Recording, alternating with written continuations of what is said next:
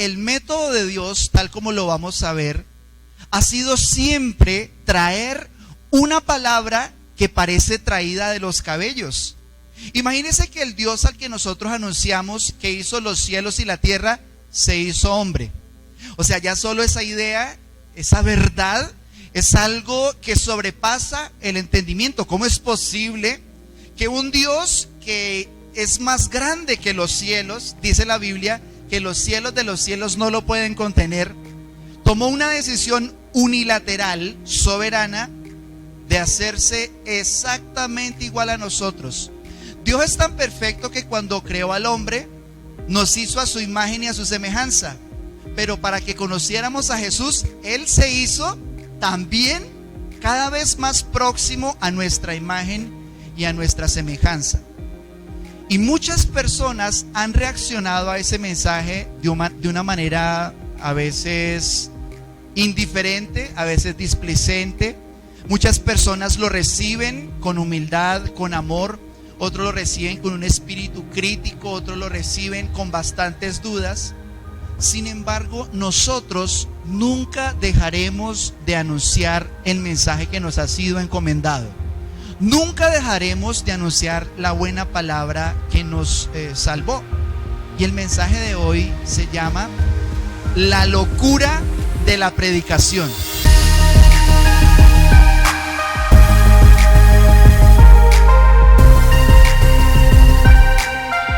Y si hablamos de la locura de la predicación, es porque, tal como lo vamos a ver, vamos a descubrir que hay muchas maneras de reaccionar frente a la palabra de Dios. Y yo le animo siempre para que usted, cuando reciba la palabra, usted la reciba con humildad, con mansedumbre, con mucha fe y con la disposición de que Dios nos hable. Porque, por ejemplo, los fariseos se acercaban a Jesús. Ustedes sabían que cuando Jesús estaba predicando en las calles, en muchos lugares, llegaban los fariseos, que eran personas muy religiosas y muy criticonas. Y resulta que los fariseos le hacían preguntas a Jesús no para aprender, no para saber, no para conocer mejor, sino para ponerle tropiezo, para hallarle por dónde metérsele a Jesús y tratar de demostrar, como muchas personas lo han intentado, que Jesús no es quien decía ser. Pero, por ejemplo, frente al fuego, dependiendo del material, la reacción es distinta. Si usted coge un trozo de papel y le aplica fuego, enseguida se contagia, se enciende y se desvanece. Si usted toma un trozo de hielo y le aplica sistemáticamente fuego, le aplica calor, ese calor, ese fuego hace que el hielo pues se derrita, ¿no? Y también se desaparece, deja de ser, pero ese sí deja algún reguero, ¿no? Y si usted le pone fuego al barro, si usted le aplica mucho calor, altas temperaturas al barro, no se desvanece, no se deshace, no sencillamente deja de ser, sino que por el contrario, ¿qué sucede? El barro, por el contrario, se endurece aún más, pero es el mismo fuego. Y cuando hablamos de la locura de la predicación, cuando hablamos de lo que en otra traducción dice insensato, hasta ridículo dice, que sonamos nosotros cuando anunciamos todas las verdades profundas que están en la Escritura. Y eso hace parte del paquete. Las críticas, los señalamientos, las malas intenciones, el tropiezo que buscan en nuestro mensaje viene con el paquete. Yo siempre lo explico como que si usted se mete a trabajar de mecánico, ¿cierto? Es algo maravilloso que usted las manos las tenga llenas de aceite, de grasa. No es extraño. Si usted trabaja como pintor, no es algo maravilloso, extraordinario, que a usted en algún momento se le unte la ropa, el cabello, la cara. Pero si usted, como hijo de Dios, usted recibe un mensaje, y mucho más cuando usted se atreve a exponer la locura de la predicación, hace parte del paquete saber que no es de todos la fe, dice la Escritura. No es de todos la fe. Y vamos a ver uno de los pasajes de la Escritura que a mí me parecen más conmovedores y más claros en relación con esto de lo que estamos hablando, porque ciertamente hoy por hoy, digamos, la cultura se ha cambiado. Cuando hablan de nuevo orden mundial, no era una recocha, no era por molestar, porque se ha trastocado culturalmente y sobre todo espiritualmente el corazón de lo que es el mensaje de Dios. Pero nosotros debemos permanecer firmes. Amén. Primera de Corintios capítulo 1 verso 17. Dice el apóstol Pablo que sabía cuál era su propósito. Él no estaba jugando a ser apóstol, murió por esta razón. Él fue decapitado al final de su vida en Roma, siendo ya un hombre adulto. Pero él dice así, le escribió a los corintios. Dice: no me envió Cristo a bautizar, sino a predicar el evangelio, no con sabiduría de palabras, para que no se haga vana la cruz de Cristo. Cuando una persona tiene claro cuál es su propósito, sucede algo, y es que se enfoca.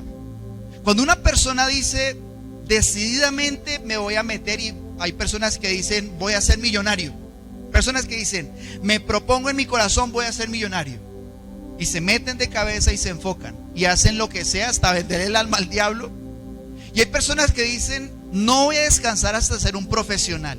No voy a descansar hasta tener una familia de 8, 10, 12 hijos. No voy a descansar hasta ser famoso. Pero el apóstol Pablo dijo en su corazón: mire, yo ya sé para qué me llamó Dios, y fue para predicar. Sin embargo, podemos entender de esta porción de la escritura que él no enseñaba, no predicaba cualquier mensaje, no predicaba cualquier aspecto de la Biblia. Él tenía un foco muy específico, como cuando uno pone una lupa, que uno pone la lupa y los rayos de luz que apenas nos calientan, cuando se concentran, pueden producir quemaduras. Entonces, ¿cuál es la tarea del predicador? Ya que estamos hablando de la locura de la predicación, ¿cuál es la labor suya y mía cuando tenemos a alguien delante de nosotros? Es redireccionar como una lupa toda la luz que hay en la escritura para enfocarla en un mensaje, en una persona muy específica. Y dice ahí el apóstol Pablo, dice: en la cruz de Cristo basaré mi mensaje, dice el Señor, porque la cruz es suficiente. El mensaje de la cruz, de esa palabra, de ese mensaje, nunca se predicará lo suficiente. Es algo demasiado sencillo, pero a la vez demasiado profundo, y tiene un contexto suficiente para comprender muchas cosas acerca de Dios. Por eso, un mensaje sin cruz, una predicación sin Jesucristo crucificado, un cristiano que no ha tenido una revelación de lo que sucedió allí, de ese chispazo que para siempre alumbró la historia, pues hay un antes y un después de Cristo, sucedió porque la cruz es suficiente. El asunto es que a veces uno trata de ser más elocuente de lo que ya es la sangre, pero la cruz en sí misma es elocuente. ¿Qué es la elocuencia? La elocuencia, digamos, como el denuedo, es la virtud de hablar bien, es la virtud de ser un buen comunicador, es la virtud de expresar una idea y completarla de manera que la persona: yo entendí, me quedó claro. La elocuencia tiene que ver con embellecer con palabras, ideas, conceptos, situaciones. Pero ¿qué tenía claro el apóstol Pablo? Dice él: mire, yo no me voy a poner a utilizar una sabiduría humana, aunque él tenía todos los estudios. ¿Para qué? Para que mi voz no se levante por encima de la voz de la sangre. Porque una herida abierta es más elocuente que cualquier discurso. El hecho de que nuestra mamá haya tenido que sangrar sí o sí para que viniéramos al mundo, es más elocuente que cualquier cantaleta, que cualquier insistencia para que la gente cambie, para que los hijos se vuelvan buenas personas. Yo recuerdo muy bien el día que mi mamá, con una lágrima, se puso a llorar porque como perdí 5 materias. Imagínense, para la gloria del Señor me decían el 5 materias en la casa. Y mi mamá ese día, yo pensé que me iba a pegar. Yo pensé que me iban a acabar y hasta ahí se acabó Andresito. Pero realmente cuando ella lloró y me dijo: Andrés, yo todo lo que hago por usted y usted me sale con esto. Usted no tiene nada más que hacer en la vida sino estudiar. Y a mí, mamá, pégueme, porque me dolió más. Porque el amor en sí mismo es más elocuente que las palabras. Hay más elocuencia en los callos de un padre que trabaja por levantar su familia que de pronto en cantaletas, en discursos, en insistencia de palabras. Pero la sangre de Jesús es la elocuencia de Dios. A mí me fascina que nuestro Dios obra de una manera tan hermosa en el silencio. Dice incluso la Biblia que Dios callará de amor. Y puede que usted esté en una rumba con todas las luces, que por las mesas haya droga, haya trago, mujeres, hombres, de todo. Y tal vez en medio de toda esa bullaranga, de toda esa dificultad, en el momento más inesperado, en un susurro, Dios te convence de que te ama con un amor tan limpio, tan íntegro, que con un susurro es suficiente.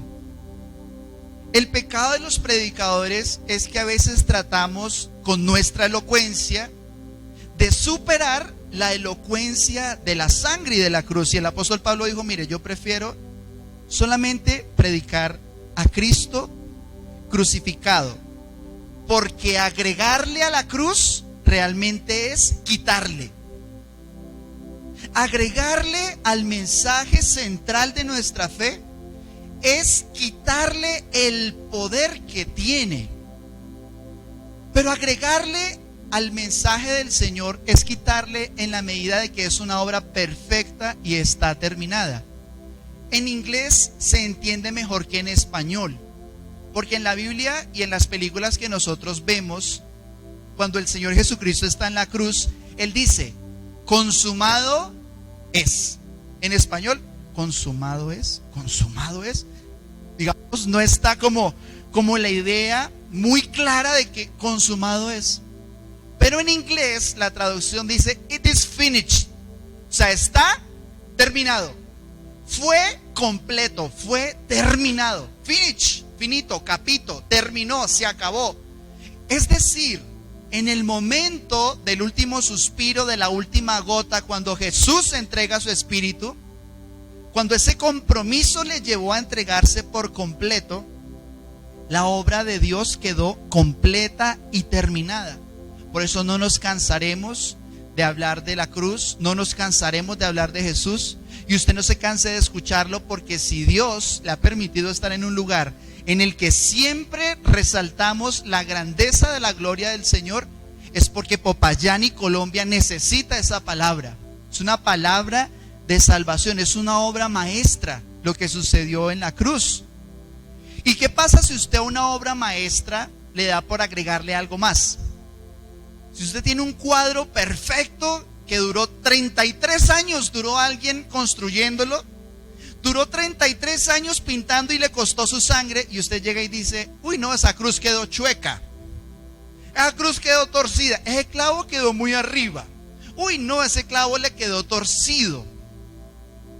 Y puede parecer deshonroso, puede parecer, curioso una burla así, pero lo tremendo es que a veces los seres humanos reaccionan de esa manera frente a la palabra de la cruz. Mire lo que dice el verso siguiente en 1 Corintios capítulo 1, pero en el verso siguiente, el verso 18, dice así: porque la palabra de la cruz es locura para quienes. es locura a los que se pierden, pero a los que se salvan, esto es, ¿a quiénes? A nosotros. Es poder de Dios. Miren esa revelación tan clara que la hizo un hombre que fue encarcelado por ese mensaje, que también derramó sangre por ese mensaje, porque la verdad es que no todos van a aceptar el mensaje. No todos van a aceptar el mensaje. No todas las personas tienen el corazón dispuesto. No todos se dejan llamar la atención de lo que pasó en la cruz.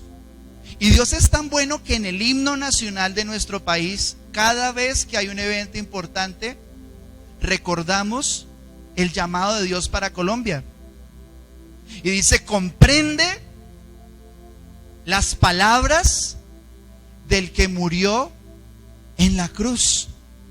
Por eso, mis hermanos, hay que entender que no todos van a aceptar el mensaje, porque dice esta escritura que nuestro mensaje les parece ilógico, que nuestro mensaje, que nuestra enseñanza parece que algo le falta, parece que tiene inconsistencia, y parece que cuando una persona Dios no le ha abierto el entendimiento para esta escritura, parece que carece de lógica, que carece de consistencia. Por eso no es extraño cuando a mí muchas personas me dicen: pastor, la verdad es que yo no entiendo. Pastor, la verdad es que yo voy a leer la Biblia y hay muchas cosas que no comprendo. Entonces, es fundamental, es muy importante que como iglesia asumamos la verdad de que muchas personas, y que para muchas personas el mensaje que nosotros anunciamos no parece algo lógico, que es ilógico. Pero menciona el apóstol Pablo en lo que acabamos de leer, que las personas que tienen esa actitud, ¿quiénes son? Los que se pierden. Dice el apóstol Pablo: lo que predicamos, la palabra de la cruz, para las personas digamos que de suyo ven algo inconsistente, tienen en su corazón un extravío. La palabra que se utilizó ahí en el griego original para la expresión los que se pierden es la palabra apolumi. Apolumi, que significa perder, perecer, ruina, morir o destruir. En otras palabras, son personas que no tienen rumbo. Yo no sé si usted alguna vez se ha perdido. Yo no sé si usted alguna vez se ha extraviado en otra ciudad o en otro país. Yo no sé si a usted le ha sucedido, o tal vez de niño, que en un concierto como que no encontraba a los papás. Pero es una sensación de desarraigo, de soledad muy tremenda.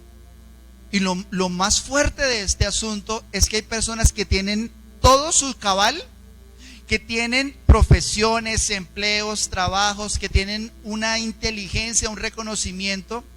Sin embargo, frente a la persona misma de Dios, están extraviados, están perdidos. Por eso, mis hermanos, hay que asumir como parte de nuestro rol la verdad escritural de que hay personas que asumen lo que nosotros predicamos como una locura. Por eso, ¿lo asumimos o no lo asumimos? El que lo asume ya sabe que cuando va puede tener una u otra respuesta. Usted es fuego y usted tiene papel, usted tiene hielo o usted tiene barro. Pero usted siempre anuncia sin temor la palabra del Señor. Sin embargo, para nosotros, aunque para otros sea motivo de locura, para nosotros, ¿qué dice el apóstol Pablo? Para nosotros es poder de Dios. Si para usted la cruz de Cristo es la fuente del poder, es la fuente de la salvación, es la verdad que nos hace vencer al mundo. El problema con muchos de nosotros es que tratamos de cambiar el mundo. Tratamos de cambiar el mundo. Tratamos de cambiar a nuestra pareja, tratamos de cambiar a nuestra familia, tratamos de cambiar a nuestros papás. Y uno, a veces con ínfulas, uno dice, voy a cambiar mi ciudad, voy a cambiar mi país. Pero la verdad es que nuestro trabajo, nuestro llamado no es cambiar el mundo, es vencer al mundo. Dice en Primera de Juan, ¿qué es lo que vence al mundo? Nuestra fe. Por eso cuando usted ha podido, en medio de un mar de incredulidad que hay en esta tierra, usted levanta sus ojos y en vez de ver la desolación y la desesperanza que hay en esta tierra, usted levanta un poquito sus ojos al cielo, como cuando alguien está extraviado en un barco en alta mar. Los viajeros en la noche de los barcos no se ubican, pues no pueden hacerlo por el sol, ¿no? Oriente, occidente, ¿dónde es que queda el sol? 3 de la madrugada por ahí extraviado. Los expertos miran con el sextante, con el astrolabio, o sencillamente por el conocimiento que tienen, encuentran la ubicación de las estrellas y pueden saber, este es el oriente, este es el occidente, vamos para allá.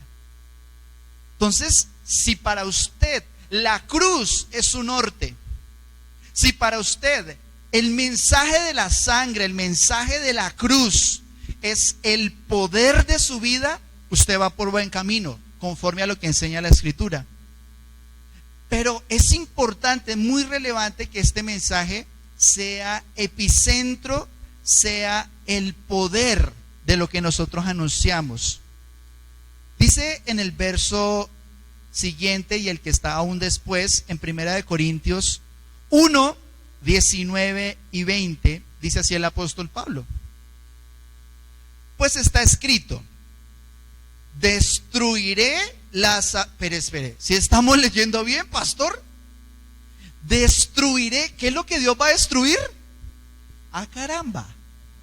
Destruiré la sabiduría de los sabios y desecharé el entendimiento de los entendidos. ¿Dónde está el sabio? ¿Dónde está el escriba? ¿Dónde el disputador de este siglo? ¿No ha enloquecido acaso Dios la sabiduría del mundo? Miren lo tremendo de lo que estamos estudiando, porque es una actitud y una decisión que Dios deliberada y soberanamente tomó. El proyecto del diablo es ensalzar la sabiduría de los hombres, porque eso siempre trae un ego tremendo. Oh, miren, les presento al experto. Los expertos han puesto este mundo patas arriba, ¿sí? Les presento al experto en no sé qué, y ese hace toda una experticia para demostrar una cantidad de cosas que van a favor de la muerte, en contra de la vida, en contra del Señor. Pero dice el Señor, en lo que acabamos de leer, que Dios primero dice, confunde la sabiduría de los hombres. Esa es una decisión que Dios soberanamente tomó. ¿Qué significa? Que Dios confunde la sabiduría. ¿Usted le ha pasado que hay una persona que de pronto le está explicando algo? Por ejemplo, usted le están enseñando a manejar, digamos, ¿sí? Y usted le dice a alguien, venga, es que compré un carrito, ¿sí? Yo dije, bueno, me regaló un carrito, entonces enséñeme a manejar. Entonces la persona le dice, mire, usted primero que todo le mete la llave, luego tiene que asegurarse que el aceite, que el agua, y deliberadamente dice cosas a la carrera, y uno, espere, ¿cómo? ¿Que la llave? ¿Qué hago con la llave? ¿Sí? Y uno, de pronto, que usted no le suelte el pedal, y que si se le apaga, y que en subida, y que en bajada, y uno, ¿cómo queda?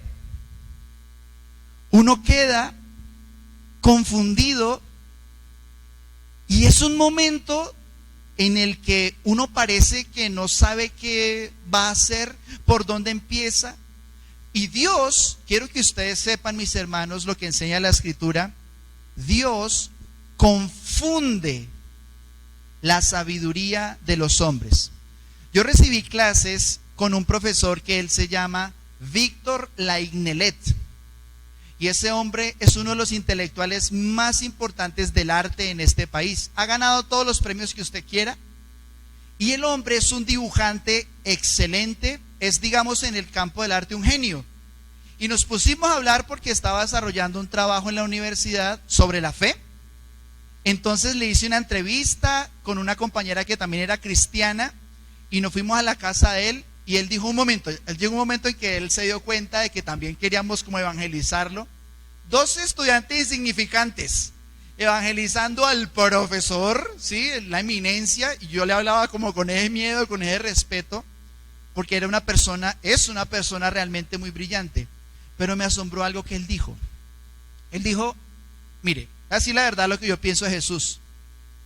A mí me parece que Jesús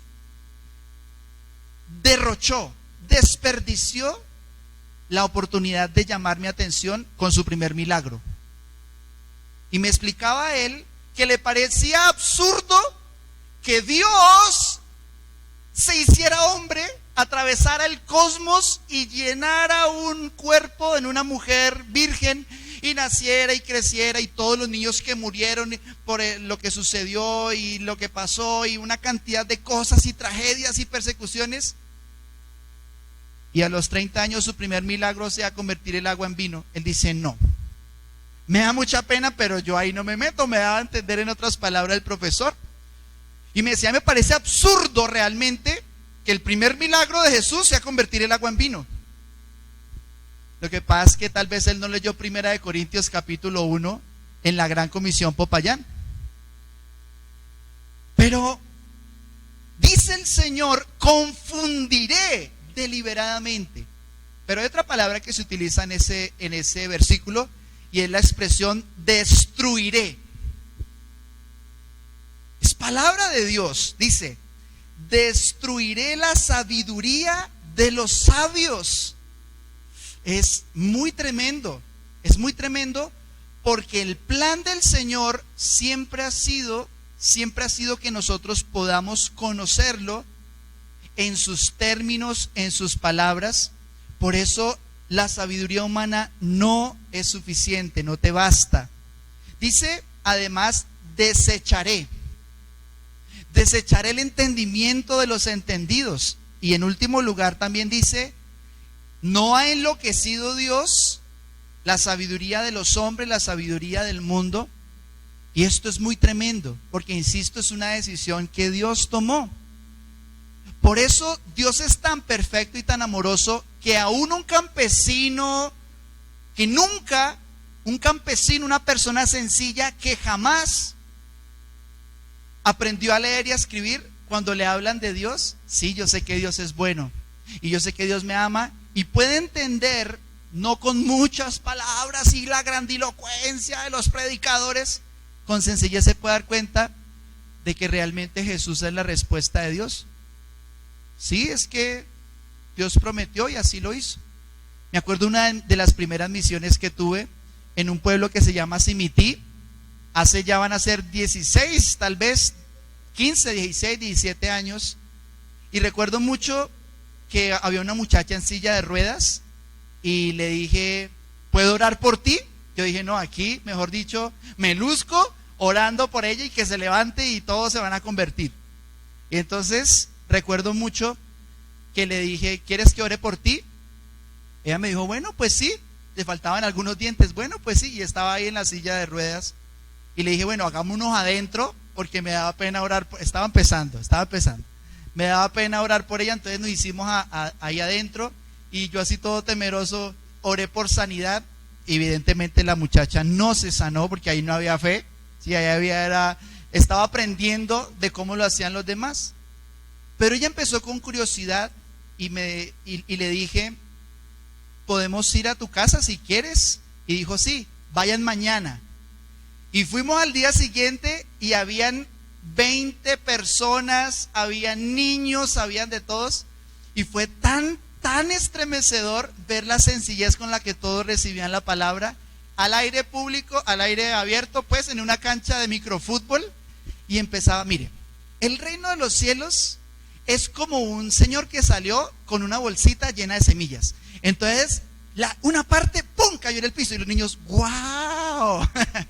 Y todos, ¡wow! Yo me sentía pues allá el super predicador, ¡wow! Y entonces una parte cayó entre las piedras y cuando germinó el sol calentó las... ¿En serio calentó? ¿Así es el reino de Dios?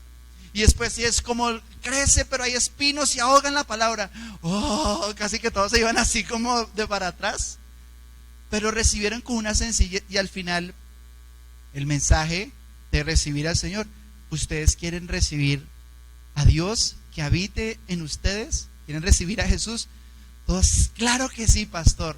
Con una sencillez oramos, ahí 20, 40 personas recibieron al Señor. Chocolate, pan, pescado, no sabían dónde ponernos, eso fue una bendición. En casas de bareque con tejas de zinc, con el piso de barro. Y es una sencillez y un amor, y en medio de esa humildad y de esa pobreza material, la humildad es la riqueza espiritual. Ese es el capital de los hijos de Dios, la sencillez y la humildad. Pero Dios enloqueció la sabiduría para que no sea el mérito humano conocer a Dios, sino que sea el mérito del Espíritu Santo y de cualquier persona que se abra a lo que Dios quiere hacer. Dice en el verso siguiente el centro del mensaje. Dice, pues ya que en la sabiduría de Dios el mundo no conoció a Dios mediante la sabiduría, agradó a Dios salvar a los creyentes. ¿Por qué? Por la locura de la predicación. A mí me fascina el método del Señor, porque cuando uno cree que ya lo conoce, el Señor se escabulle por un lado y dice, no, tienes que ser eterno, y por eso te dice eterno, para que juntos caminemos y me vayas conociendo.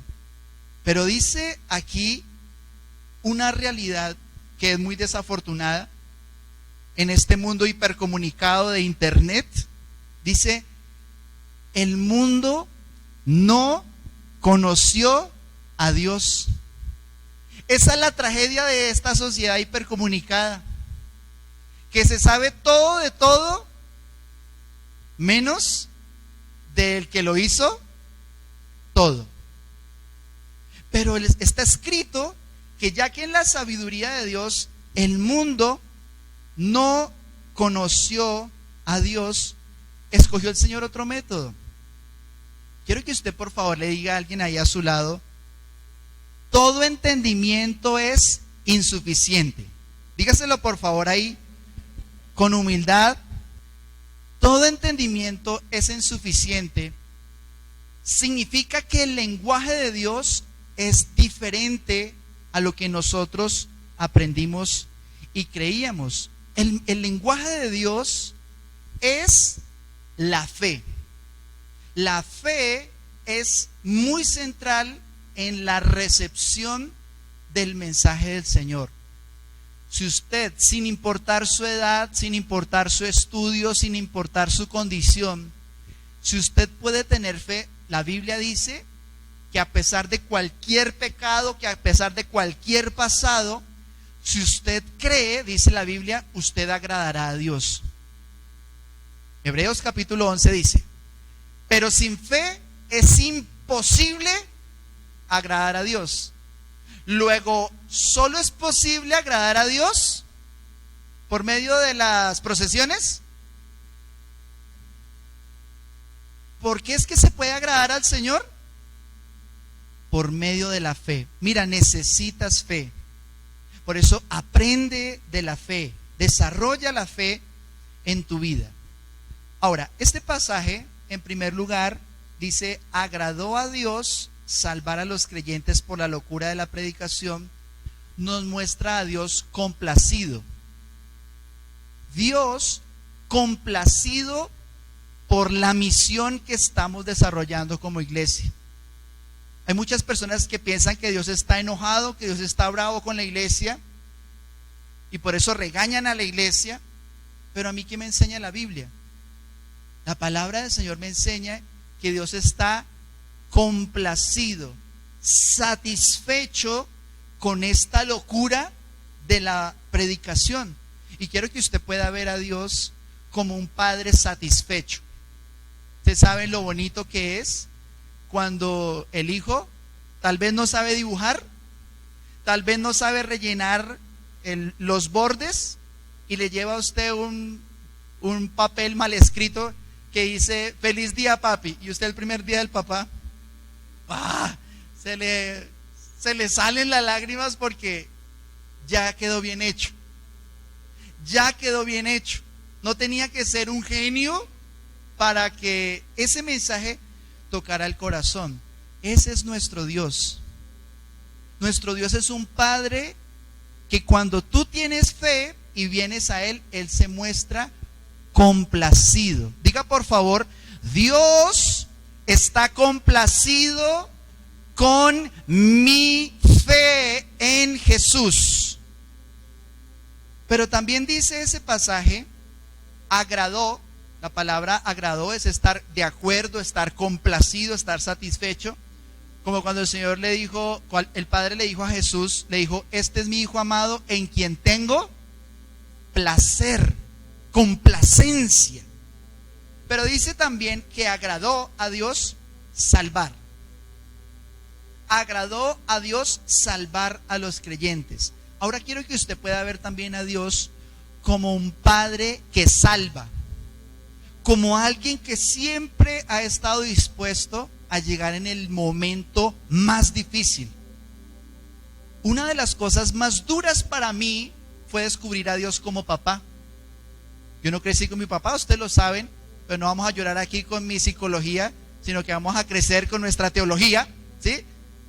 Y a pesar de ese vacío y de ese faltante, cuando descubrí a Dios como mi papá, cuando Él llena el corazón, pude conocerlo mucho mejor como un Salvador. Las personas orgullosas en su corazón dicen, yo no necesito que alguien me salve. Y usted se da cuenta cuando usted quiere ayudar a alguien y no recibe ayuda. Yo conocí una persona, un muchacho, que siempre nos invitaba a todos, pero era tan orgulloso. Él creía que era humilde porque bendecía a otros. Pero cuando cualquier persona le iba a regalar algo a él, le iba a dar una atención o le iba a invitar, lo recibía con mucho desagrado y casi que ni lo recibía. No aceptaba que nadie pagara la cuenta, no aceptaba que nadie le diera nada, porque él sentía que era humildad no recibir. Pero ¿sabe cuál es la verdad? Que se necesita más humildad para recibir ayuda que para darla. Por eso este mensaje es tan difícil de comprender para muchos. Porque ¿cuál es el mensaje? Jesús está en la cruz y el que lo cree recibe todo de Dios. Perdón, salvación, sanidad, santidad, justificación, bendición, prosperidad, etcétera, hasta el infinito. La plena disposición de Dios. ¿Y qué es lo primero que piensa uno? De eso tan bueno no dan tanto. ¿Qué es lo primero que uno piensa? No, yo tengo que hacer algo. Algo me hace falta. Solo creer no puede ser. Es tan fácil que realmente se hace difícil. Creer algo tan tremendo. Pero ese es Dios. Alguien que salva. Si su matrimonio está al borde de la ruina, le presento a su papá, su Salvador. Si usted está lleno de deudas, si usted le anunciaron enfermedades terminales, le presento a un Dios que se complace en salvar. Amén. Pero también dice, agradó a Dios salvar ¿a quiénes? A los creyentes. Diga conmigo por favor, yo creo. Yo creo. Si usted es una persona de fe, quiero que recuerde el plan de su papá y de su Dios. Que por usted creer, el Señor se complace, se agrada y te salva. Por eso, mis hermanos, la fe es decir, estoy complacido. Le agradó a Dios la predicación, pero ¿sabe cómo se completa el proceso? Cuando usted dice, yo también estoy complacido.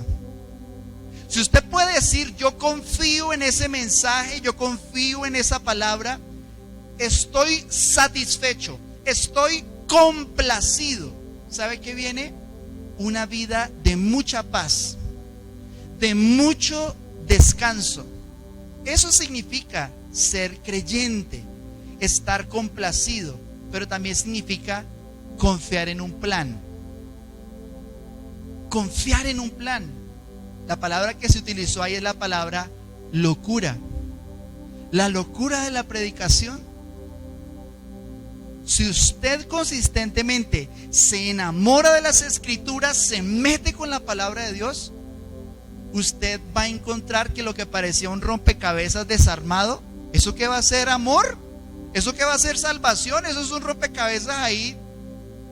Pero usted con diligencia y con amor, usted cree en el plan. Usted cree en el plan. No entiendo, no comprendo. ¿Cómo es posible que Dios haya dicho eso? Que Dios haya hecho eso, que haya tomado esa actitud. ¿Por qué me pasó esto en mi vida? ¿Por qué mi pasado? ¿Por qué parece que no estaba? ¿Por qué parece que su mano fue más fuerte y que Él me hizo más daño que el mundo? Pero van poniéndose las fichas en su lugar y ay, ahora lo veo mejor. Ahora veo claramente el amor de Dios. Y se arma y el rompecabezas queda con forma de cruz. Padre, perdónalos, que no saben lo que hacen. Por eso yo te digo, confía en el plan, aunque parezca una locura. Mira al que está a su lado, por favor, a ver si tiene cara de loco. ¿Y por qué mira a la esposa? Es que ella lo volteó a mirar a usted primero, ¿no?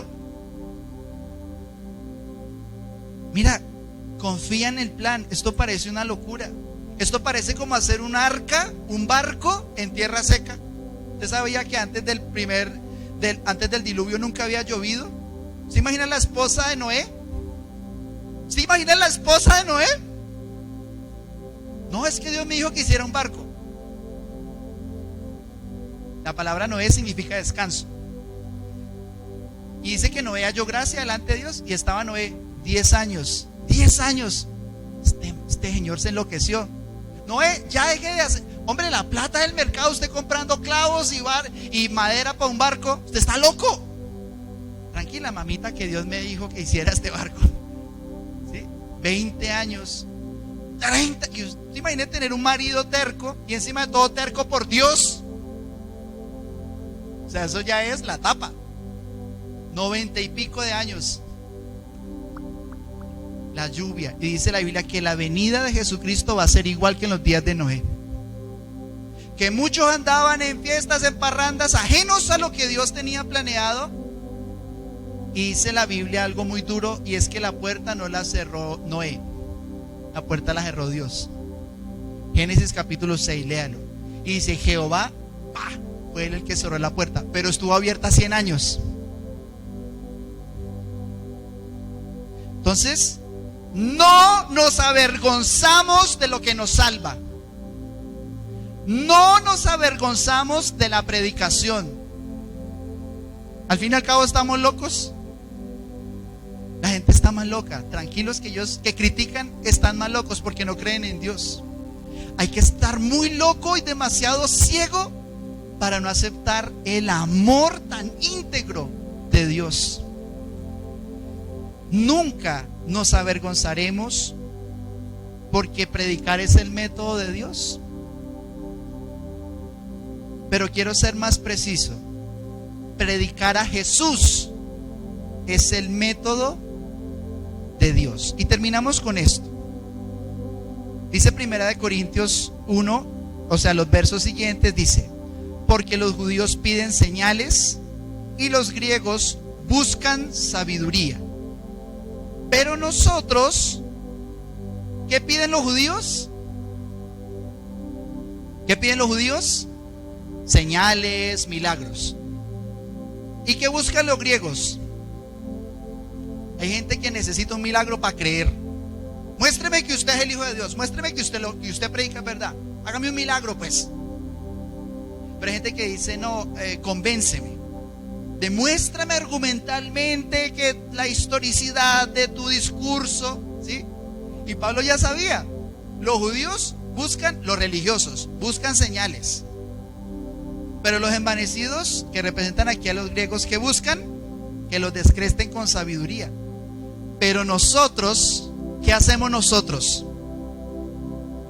Pero nosotros, ¿qué hacemos? ¿Qué hacemos nosotros?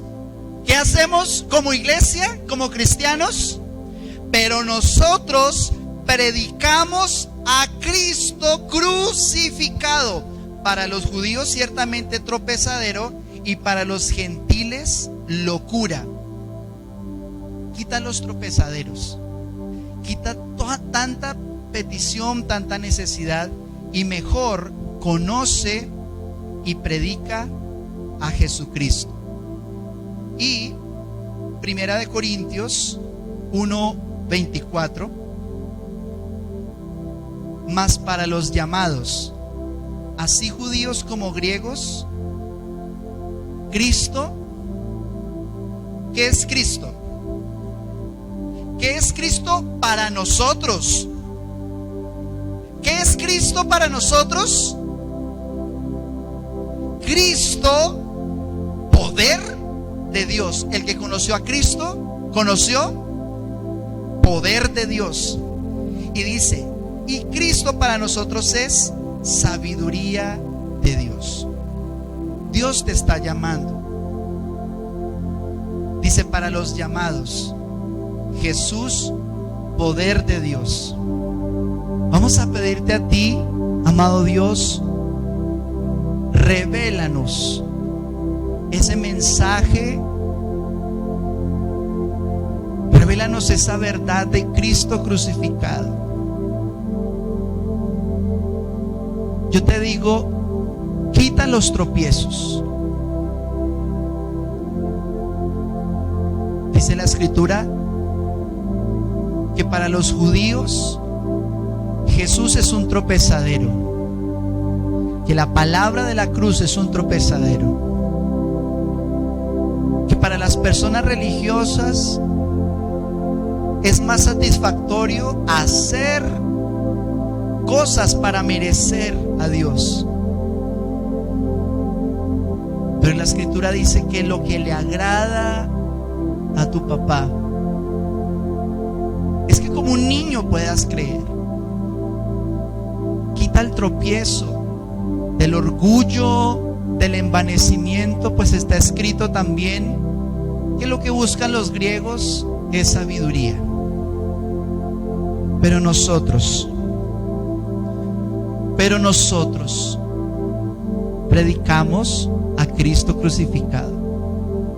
Sí, la iglesia parece un barco.